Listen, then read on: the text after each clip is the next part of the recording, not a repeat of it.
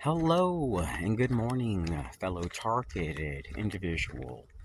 If you're a TI that wants to get a general idea of what agency you're potentially dealing with, one thing you may want to look at doing is filing a Privacy Act request. And let me tell you why.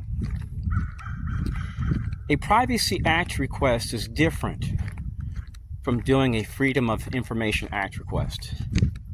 A Privacy Act request will allow you to gain access to what files that entity has on you. It allows you to amend. It allows you to share evidence that their allegations are false or misleading or based on rumors and allegations, which cannot be verified by law enforcement, a court of law, or even their own agency. Kind of like the Russian hoax. Our national security apparatus utilized that as a way to abuse the rights of President Trump. So let's say you live in Austin, Texas. You're being harassed by firefighters tied to fire corps, a local block watch captain, a sheriff's association, local cops tied to volunteers and police service. Your municipality won't help you. Nobody will help you. Well, in a situation like that, you may want to look at doing a Privacy Act request with FEMA, because they're into the whole community-based approach movement. And if they refuse to give you your Privacy Act request, you can take them to court. And let's say that a refusal from them to give you those files impacted your safety, your relationship. You can be compensated. Now, in my case, I wrote the CIA a while back. I still have not received a response. It's October the 8th, 2025. No response. I wrote them out for 2 years. I was very respectful. I wrote the Inspector General, the CIA Privacy Act coordinator. I'm sure somebody up front probably trashed my paper. So, when you can show that an agency refuses to give you your Privacy Act request, and you're documenting people with CIA logos, people tied to the national security apparatus, people which are making amounts of money in their income range, they have no social media profiles, they're into black ops, and that looks very suspicious. Like in my case, I have a video where you actually see life-threatening phone calls, voicemails with gunshot noises, heavy breathing, one after another. These phone calls were linked to a phone in Langley, Virginia. Well, I live in Orlando, Florida. I go to a doctor's office. I'm getting substandard medical treatment and I'm being harassed in the lobby by somebody that's clearly transgender. And then you see the CIA logo. All those things are highly suspicious. Cars that are coming up as classified, and harassment by women at a school where I buy groceries for years, harassment by veterans, which have traditionally worked with the CIA. This is all uncalled for. See, our enemies, fellow TIs, they want us to be destitute. They want us to have poor health. And this denial for my Privacy Act request is impacting my current relationship. So, not long ago, I was informed that if I did not get access to my Privacy Act request and share the files and amend those files, that I couldn't be with this woman, because she told me, I don't want to be with a man that's going to be harassed at gas stations and supermarkets and where he walks and where he fishes when he's overseas. That's not a healthy life. She said, it's not that you're toxic. The people that are coming your way are toxic. They're not into the Constitution. They're not here to promote life, liberty, or justice. So that's understandable. If I was a woman and I'm with a man that's being harassed where he buys food, where he gets gas, no matter how good looking the person was, if I was a woman, I would want to date that guy. So what, I can die young and miserable? So it makes sense, fellow TIs, to work to improve your life so that way you can work online or even offline. Like, I have skills in doing different things that I can do offline that pay pretty good money. Way more than $30 an hour, 40 or even 50. So by having different skills that you can do offline and online, that can help protect you, because the enemy will sabotage your computers and your cell phones.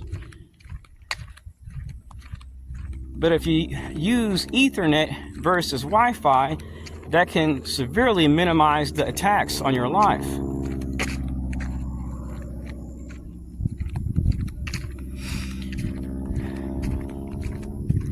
Now, if you're a TI that has information on the CIA conducting illegal activities,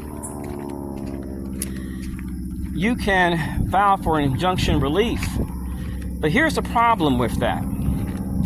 The CIA can utilize its national security status, so we need to have this case closed down due to national security reasons. And the court by law has to shut down the case. But when it involves Privacy Act request, that's different. They can't conceal what you have to share. They can conceal it within their agency, but not with you. So it's a whole different ballgame. And this gives you a chance to share your information concerning your targeting. So if you're noticing that,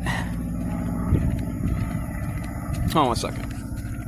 Okay, I had to pause the video for a moment. So if you're noticing that you're being targeted and you have proof that you've dealt with a CIA contractor or CIA agent, the best route, personally, I believe, is filing a Privacy Act request versus suing. But you can sue through the Privacy Act request if the Privacy Act request denial impacted your health. Let's say you lost a relationship over it.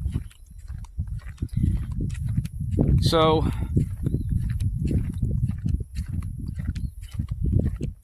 many targets have these weird experiences at times. When they go out, they may notice that they're harassed in a store line, at a gas station, where they walk, where they eat, on trips. A lot of this is done under the completely false guises of national security. It's not about stopping crime or terrorism. A lot of it's actually all theater. And what the enemy does is they've been capitalizing off of lies, just like the Russian hoax. So these groups which have been behind these scandals have been utilizing the courts as a weapon.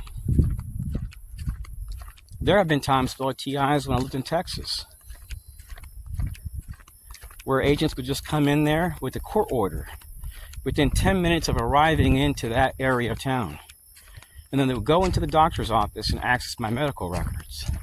For what reason? I don't know. It really doesn't matter, because I had a valid complaint. So when you're a targeted individual, they just intrude into your life. They try to stir up suspicion everywhere you go. Let's say, like in my case, I get stress hives that are really bad. Every once in a while, I need a cream or an antihistamine to help with the swelling. And it's all related to stress. The enemy may utilize that as an opportunity to make me look bad.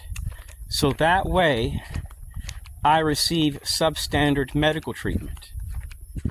I've seen them going with badges, fellow TIs, in every single state, going in, bypassing security, as if they're going after a threat.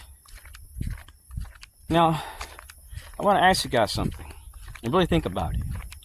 If somebody is truly a terrorism threat, would they write the CIA for their Privacy Act request and put their phone number down, their home address? Think about it. It doesn't make a lot of sense, does it?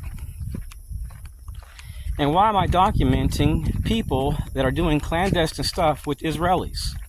And then finding that these people that are doing these clandestine acts work in proximity to facilities which require a government ID to go into, where you see national security, CIA, and DOD partners intermingled in a facility.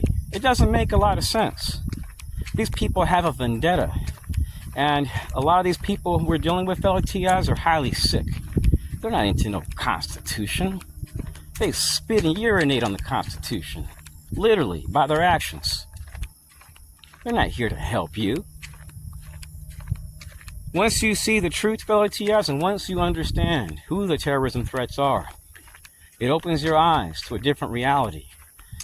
If you're being harassed by a bunch of scumbags, excuse me, I typically don't spit, but when I talk about these types of people doing this, I can't help it.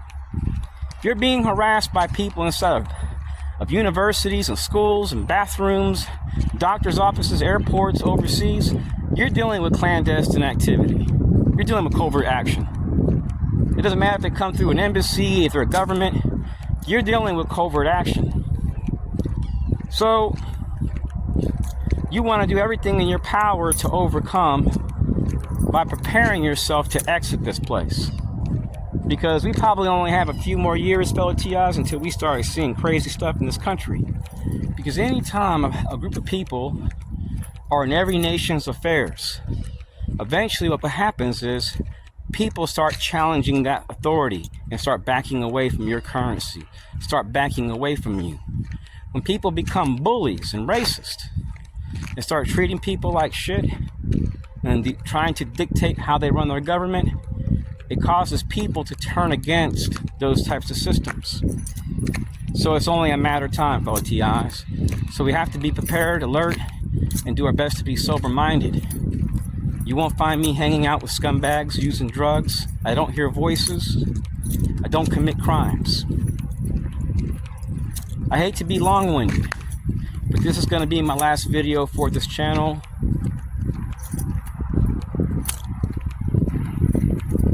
Anyways, stay strong. God bless. Peace.